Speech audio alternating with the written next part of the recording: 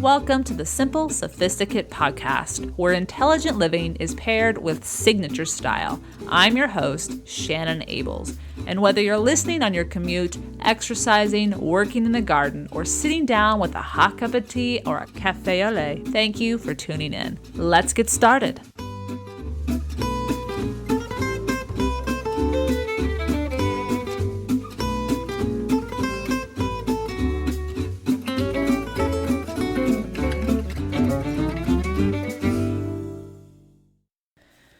So it was yesterday morning, and I found myself at my weekly yoga class, and our yoga instructor started talking about something that is not necessarily something I haven't heard before, but she reframed this concept that I'm going to talk about today in a way that was refreshing or changed the perspective on how I viewed it. She started talking about how our lives have spirals. In other words, different things come back around. There is not just one direction our lives go in, but rather they're more circular. And this is not necessarily a bad thing, is what she was inferring. In fact, it gives us an opportunity to prove that we have learned a lesson. And the way that I've heard that whole concept of we are given lessons until we learn them, the way I've heard that in the past often offered the statement as a negative connotation, like, oh no, darn it, you didn't learn the lesson, we're going to have to show it to you again, or darn it. And so there was this idea that you didn't do well. You didn't do well, you didn't do what you were supposed to, and you're going to have to do it again. And so maybe it's just how we frame it that helps us look at this a little differently. But I think this is actually something to be thankful for. Think about it this way. When we're given a test and we don't know what the answers are, it's frightening. It's scary, it's frustrating, and we don't feel successful at the end. But then think about it this way, on the opposite end of the spectrum. What if we have taken that test before? Or what if we have studied and we know all the answers and we see that test and we can relax, we can calmly go forward and not make those mistakes that we may have made if we hadn't studied, and we feel a sense of accomplishment at the end. So if life does indeed run in spirals, as my yoga instructor was talking, then perhaps it should be viewed as a good thing.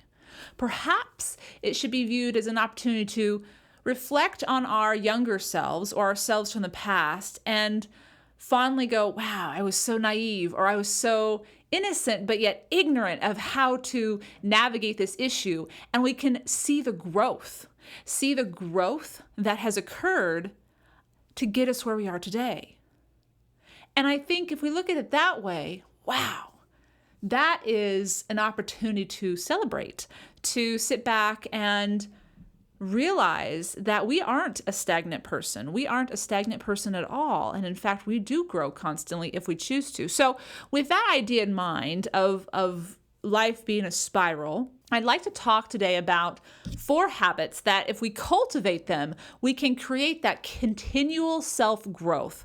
So if these lessons indeed do represent themselves, we can every single time be a better version of ourselves and thus reap the benefits of those opportunities that present themselves and make even more magnificent outcomes out of them because we weren't able to do so in the past. I say, thank goodness we have a second opportunity to get it right.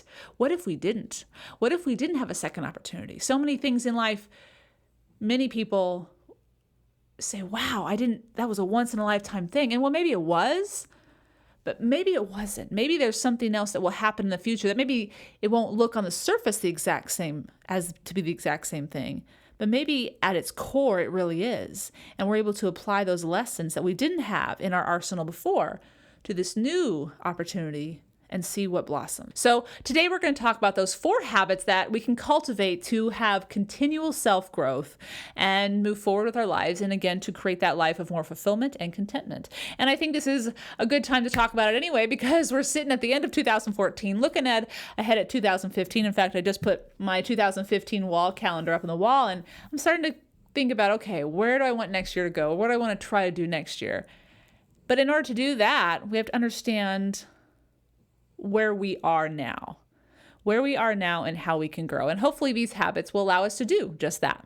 All right, so let's get started. Number 1 is to recognize lessons that keep returning. So since we were just talking about how life spirals, it's our job to recognize when our life does repeat itself, or it seems or it feels as though it's repeating itself, or if a pattern is emerging, whether it be in our relationships, whether it be at work, how we get along with others, our performance at work, where we're going with our lives, how our lives are progressing. If we're seeing a continual same instance happen again and again and again, those communication lines breaking down again and again and again, we have to recognize that we are the common denominator. We are the common denominator. And so if we want different outcomes, the only way to change that pattern is to first recognize it. And that is huge. It's huge. And once we recognize it, then it's our job to slow down, reassess, have a conversation with ourselves, or this may be a time if you do want to talk to a therapist or a family friend or a pastor or someone that can be, I guess you could say, an objective party and a confidant to kind of make sense of what you're observing. But that's the first part. Recognize a lesson that keeps presenting itself. Number 2 is to be able to reflect regularly and be honest with yourself. So once you've recognized what the lesson is that's repeating itself, your next job is to take some time, sit down, maybe write in your journal. This is also maybe where you're having that conversation, and see what comes out, see what is flushed out. By being honest with yourself, you're also going back. You're going back and saying, okay, why do I feel that way?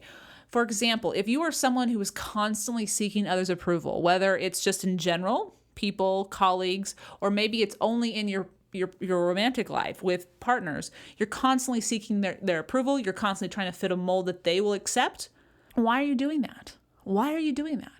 And one of to use that one as an example, I can speak from my own experience that having gone through in my late teens, early 20s, having been completely blindsided by a betrayal, I've recognized in the last handful of years that really did affect me. And I was constantly seeking people's approval in relationships in order to prove that I was worthy. And what I realized is that his behavior, the one from years ago, had nothing to do with me.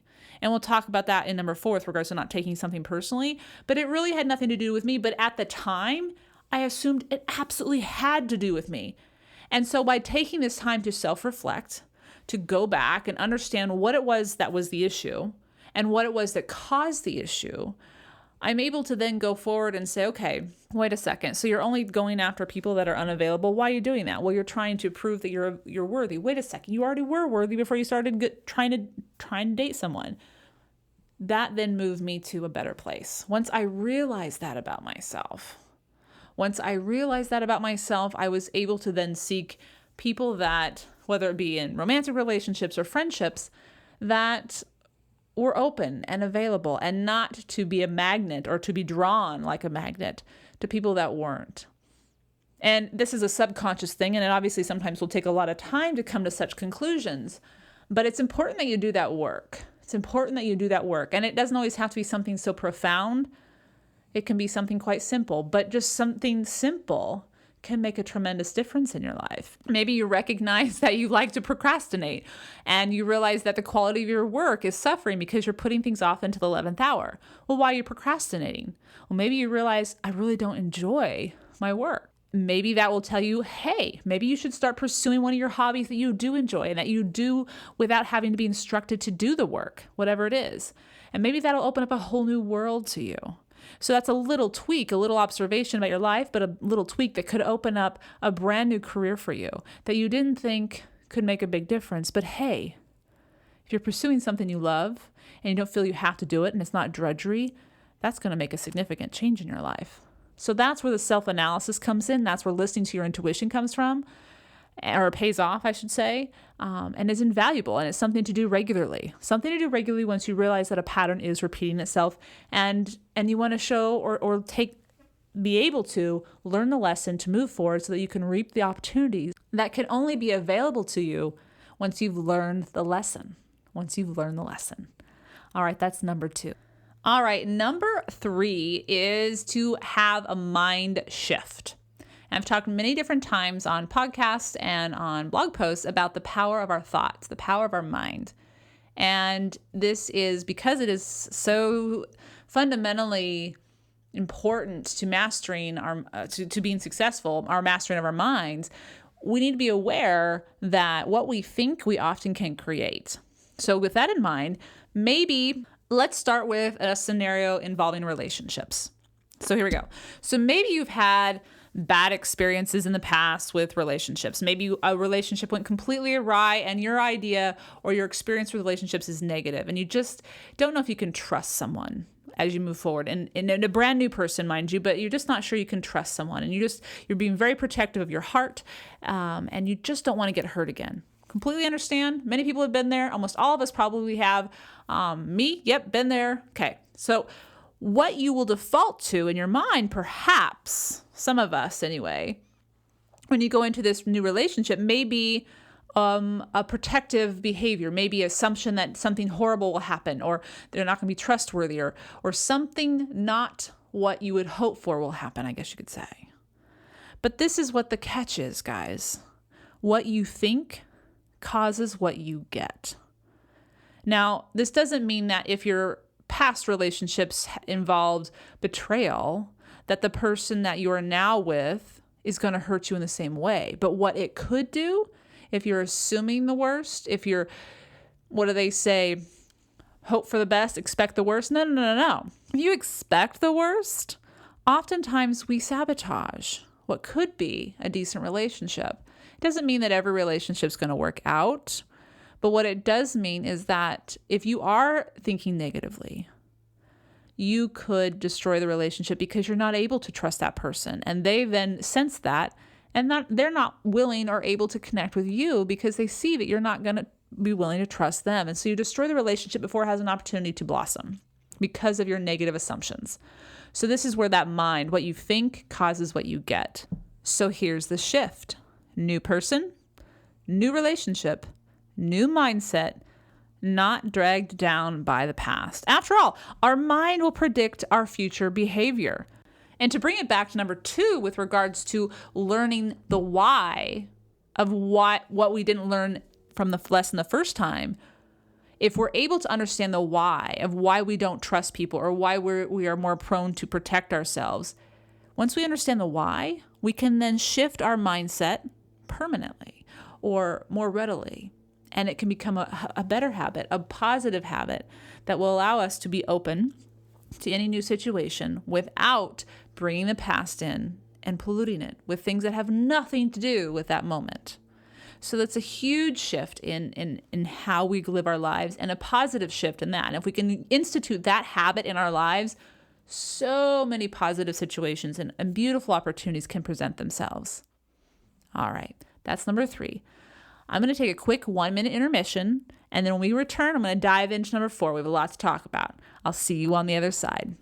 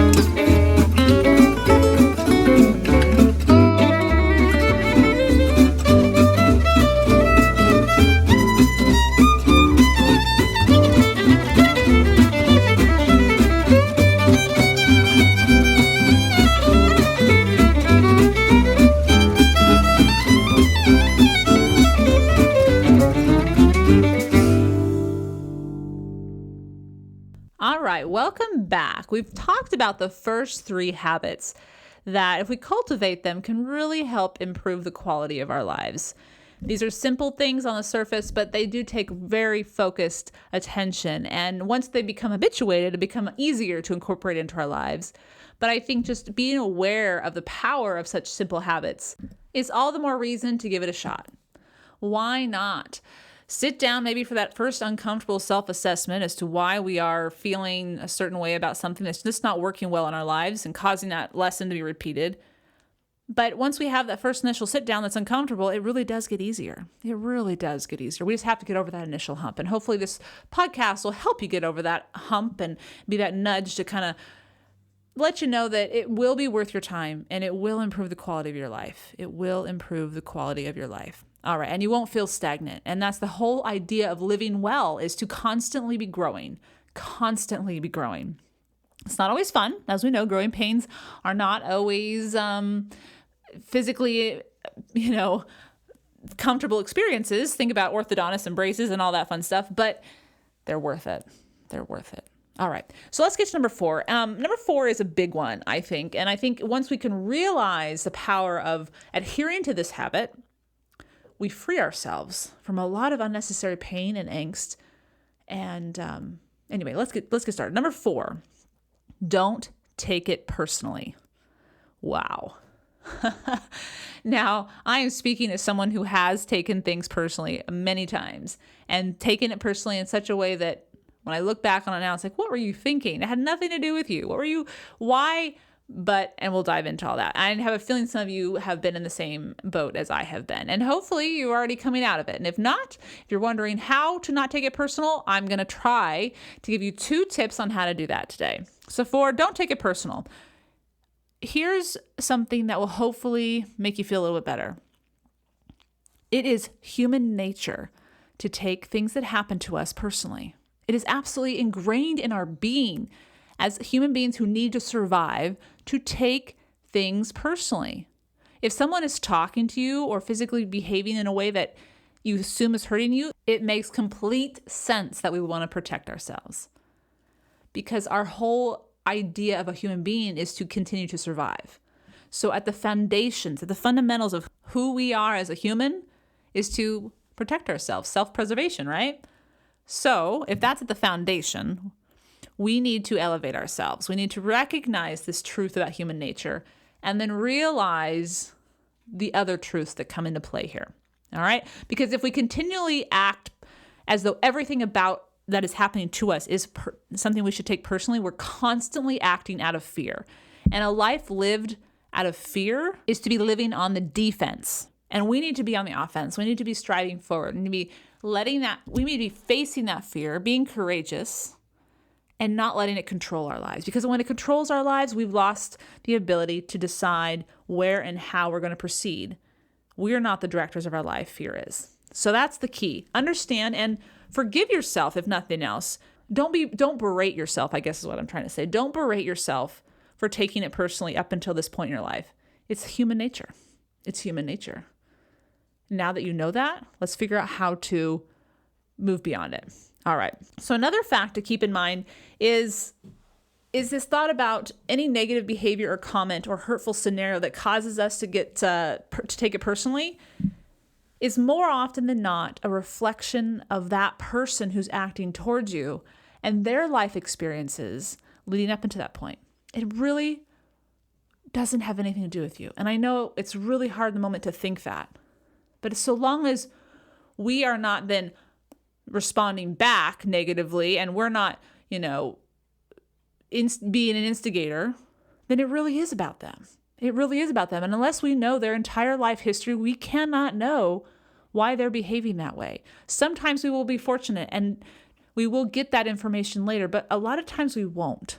A lot of the times we won't. Let me share one example of how it really isn't about us. It really isn't about us. So this summer, you may remember from on the blog that I was attempting to sell my house. And I had done a few remodels and it was springtime and summertime. And so the yard was at its best, is the best that I could get it at. And I had redone every room, new paint and trim and different furniture rearranged. I had made sure that it looked the best it possibly could look for what I was able to do financially. And it was on the market for a good 3.5 months. And it was shown to probably, I don't know, a dozen people, maybe a little more. And each time, nothing. And I started to take it so personally. I was like, what's wrong with my house? I don't know how to change it. What can I fix? What's going on here? What did I not do? What did they see? Was that one little bed tuck? Or no, I didn't tuck in the bed. The comfort didn't look right. Or was it because I didn't put flowers on the table this time and I did last time? What's the deal? Silly things, in other words, silly things. But at the end of all of it, once I realized that I have no control over what they need, they'll need more rooms. They're going to have more children. Or they don't want stairs because they want to retire in this home. Whatever it is, these are things I couldn't control. And it was about them. It was about their lives. Had nothing to do with my life. Had nothing to do with me. My house, it was what it was, or was what it is. And it just didn't happen to fit the life or the lifestyle that they wanted. But that's not a reflection on me. There's only so much that I could have done. And when the right buyer comes along, it will be the right house. But again, it had nothing to do with me. And I know that's a different example than working with relationships with regards to people and maybe rude comments that they say to us that hurt us. But I think the house hunting is something to keep in mind. Similar to dating. If it's the right person, it's the right person. But there's only a few right people out there. So we have to be patient. So selling our house, it might be a great market for buyers. And if that's the case, you might have to sit a while as a seller. But if it's a great market for sellers, people may be willing to compromise.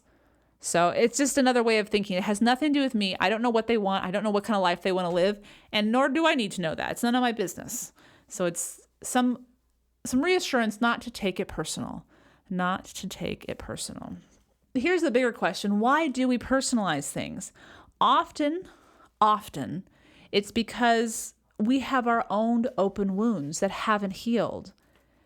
And until we are honest about these wounds and their existence, we will be more sensitive to any behavior that kind of dances around or has hints of being similar to that particular situation that hurt us than we may be had we never had that native experience. So it's kind of like someone is unintentionally pouring salt in our wounds, and then we get angry at them for pouring the salt in the wounds when they have no clue that there was a wound there because it didn't involve them. That wound was not caused by them initially. But guess what? When we choose to do the work of healing ourselves and reflecting and understanding why we feel so hurt, the fewer wounds we have, the easier it is for us to not take things personally. So we need to start being proactive in our lives. We need to start recognizing, okay, why am I so sensitive about these certain issues? Well, maybe it's because I don't have the job that I love. And so I'm very envious about people who talk about their happiness at work and they're making all this money and they're able to live the life they want. And I get really defensive when they bring that up. I feel like they're throwing in my face that I'm not making enough money or I don't have the job I want. Wait a second. That has nothing to do with them. It has everything to do with you and not feeling secure in where you are with your career. Well, here's how to heal. Maybe start investigating how to improve that career option. Maybe start investigating other careers. So the more we start taking a proactive role in our lives and recognizing where our wounds are, it doesn't mean we're going to heal everything all at once. It doesn't mean we're going to heal everything at all. But maybe slowly, with specific attention, patience, and perseverance, we can heal those wounds so that we can then realize that if someone is hurtful to us, we're more apt to recognize it has nothing to do with us. It has everything to do with them. And we can act in a way that's helpful, healthy, and effective, whether it's to stay there and work through it with them or to move on and recognize this person is not someone that I can be around. And every situation will be different. Obviously, every situation will be different.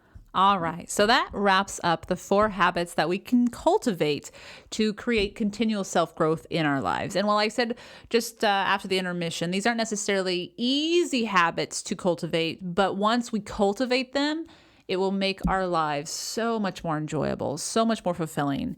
And we'll be so thankful that we let go of those ways of the past that weren't helping us. They were just kind of keeping us going in the same circle that produced the same results. And while we may have to revisit lessons, When those lessons are revisited, as my yoga instructor pointed out, when we do the same stretches a little bit differently each time, but it's the same stretch or it's the same pose, when we do it repeatedly, our bodies begin to loosen. We become more flexible or juicy. The joints become more juicy, as she says. And we're able to get into those poses more comfortably and accurately. Really, I mean, we're practicing something again and again and again. And so our bodies are becoming more accustomed to it. And therefore, our lives will become more comfortable in the situation that causes fits. We will know how to handle them effectively. And therefore, the opportunities and what comes out of them will be more of what we want, of what we desire, I guess you could say. All right. To visit today's show notes, go ahead and go to the blog, www.thesimplyluxuriouslife.com/podcast17. And you'll find everything we talked about here today for your viewing at your own leisure. All right. Before we jump to a quick little break, stay tuned because this week's Petite Pleasure is one of my favorite comfort foods, and it was inspired by a journey I took down south a couple years ago. See you on the other side.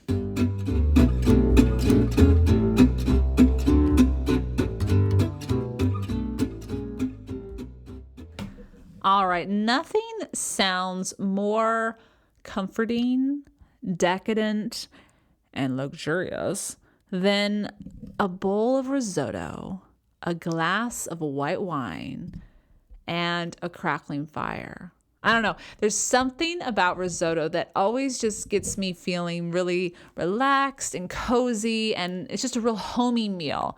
So a couple of years ago, in the fall of 2012, I had the opportunity to go down to Atlanta, Georgia. And I was working with Buick at the time, and they were launching a new vehicle. And one of the restaurants they took us to was from the well-known chef. You may recognize him. He is the owner of Empire State South, the restaurant. And his name is Hugh Atchison. You may recognize him from the Food Network. But he offered to show us how to make his turnips and their greens risotto. So he did a cooking demonstration for us, and I'll show you a picture of it on today's podcast, or today's show notes of him. And you can actually, I'm sitting there in the front. You can I was there, I swear to goodness, but it was one of those experiences that I still was just pinching myself while I was there. And so he's making this risotto in front of us, and he is just the most comfortable presenter you've ever been around. And to cook and talk at the same time, and to cook fantastically, because he had us taste what he cooked. It's got to be a skill in and of itself. It's just absolutely impressive. He made it look effortless. But he made this risotto with turnips, obviously inspired by his southern upbringing. And I myself had never really had turnips too often. And they really, it was something, just a new twist on a favorite dish, the risotto, because you can put anything in risotto. So I want to share with you his recipe with a few of my own little tweaks in it. I had a little bit of wine. I have to add a little bit of wine. Anyway, and it's a perfect weekday, but even weekend. It's a simple recipe, but you can really dress it up for the weekend. But I love having it in the middle of the week. It's when you're exhausted and you don't want to spend a ton of time in the kitchen. You just want to kind of sit there and stir, because it does take a while to make, but there's not a lot of work involved. You just have to wait and be patient. I love this dish during the middle of the week. Absolutely love it. So here are your ingredients. And this will make 4 servings, but light servings. So not huge, ginormous servings, but definitely 4 people, or for leftovers if you had just 1 or 2 of you for the next day or evening. All right. So first you're going to want to have 3 small turnips. 3 small turnips. And you want to slice them using either a mandolin or a cheese slicer really, really fine. I like them really, really fine because when you bite them, it's like you want to bite into like a potato chip, that kind of fine. Now, put these 2 sliced turnips into a bowl with a drizzle of olive oil and sea salt. And you're just going to set those aside. You're just going to add some flavor to them. And they're just basically going to finish the risotto and add a different texture to it. You don't really actually put them into the risotto while you're cooking it. They're just for finishing it. So set that aside. So you have those 3 turnips all sliced up. Then you're going to need 2 tablespoons of olive oil. Additionally, compared to what you just put with the turnips, this is additional just to put in the bottom of the pan with your risotto. 1/2 cup of minced yellow onion, but what I like is shallots. It's milder flavor. Use a whole shallot typically, and you can get 1/2 cup out of it, maybe 2 depending on the size. So either 1/2 cup of minced yellow onion or shallot, 1 cup of your arborio rice, so your typical rice for risotto, 4 cups of chicken stock. Homemade is the best, but I have to be honest, I've never made my own homemade chicken stock, and just get your traditional chicken stock. 2 cups of finely chopped turnip greens. They will add a great green color to the risotto instead of having just be the bland white. So it does help with the presentation, but obviously also to the flavor and texture. Next, you're going to want to have a half a cup of finely grated Parmigiano Reggiano. Try to get the freshest or traditional Parmigiano Reggiano so you have that salty, nutty flavor. Then you want 2 tablespoons of unsalted butter. Don't skimp on the butter. In fact, it's better to add a little bit more than not enough. So I typically would increase that to maybe 3 or 4 tablespoons. All right, so there are your ingredients. And again, I'll have those up on the show notes today at www.thesimplyluxuriouslife.com/podcast17. Now for the instructions.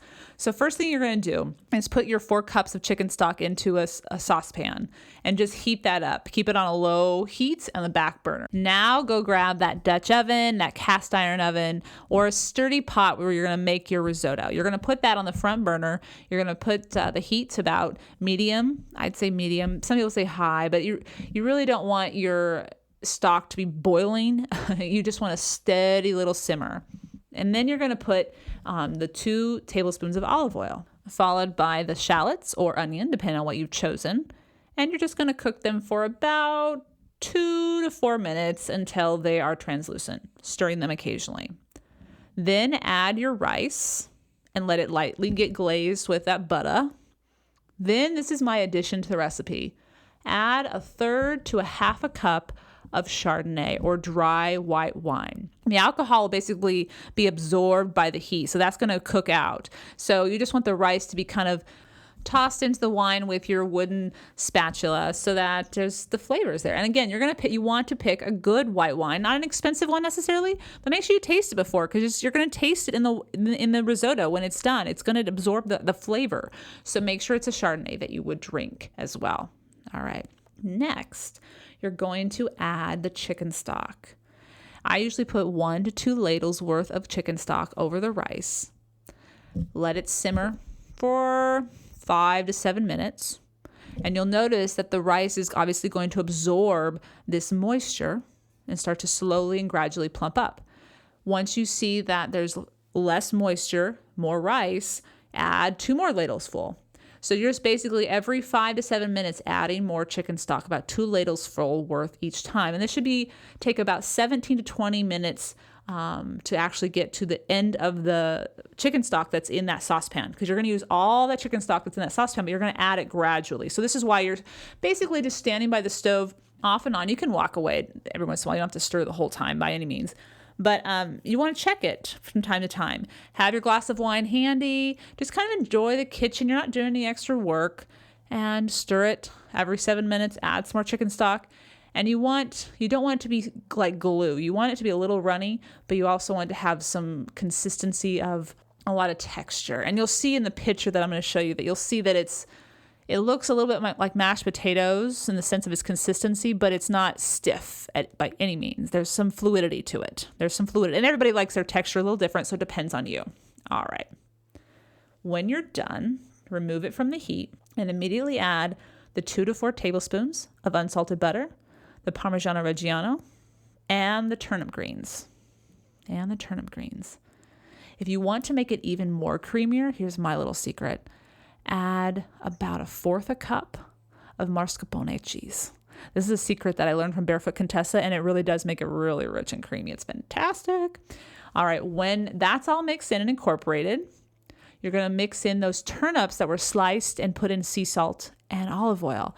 Mix that in, and that adds a whole nother texture to your risotto. Dish up immediately and serve with a glass of wine. Or here's another idea. Use the risotto as a bed and place a fillet of salmon, roasted salmon on it, or tuna, but I would prefer salmon. And there you have your protein, you have your starch, and it just tastes so decadent, and it's just really comforting. All right, so there you go. Turnips with their greens risotto, inspired by Hugh Atkinson's recipe from his restaurant down in Atlanta, Georgia, Empire State South. I hope you've enjoyed this week's Petit Plaisir, where each week ideas are shared to make the everyday all the more enjoyable. Tune in at the end of each Monday's podcast where I'll recommend a book, a film, a recipe, or from time to time introduce you to an expert who offers insight into how to live simply, luxuriously. Anything that is a simple pleasure to satiate your sophisticated taste.